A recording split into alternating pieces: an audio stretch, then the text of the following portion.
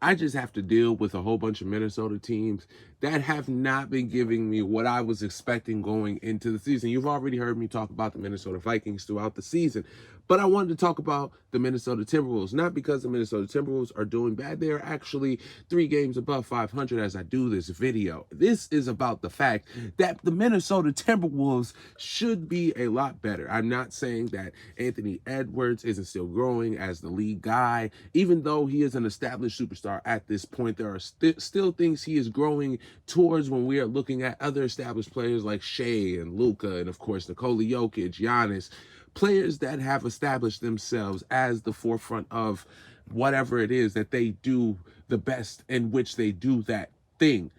Anthony Edwards is still learning that. Anthony Edwards went through an injury in the beginning of the season, so I get that. But if it, not just Anthony Edwards, but if the Minnesota Timberwolves are going to make any noise, try to get to not only the Western Conference Finals again this year, but also try to make it to the finals, there's got to be a lot more effort put into getting these early wins against these teams we should beat. We lost against the Sacramento Kings in overtime. I'm not saying you can't have those games from time to time, but early on, we need to win those games because the Western Conference is going to be a tough Western Conference. I also think it's time for us to trade for a playmaker. And if Rob is still supposed to be developing as our main playmaker, eventually we get there. But right now, we need to go get somebody that can help us right now because Anthony Edwards can't try to be the playmaker, the scorer,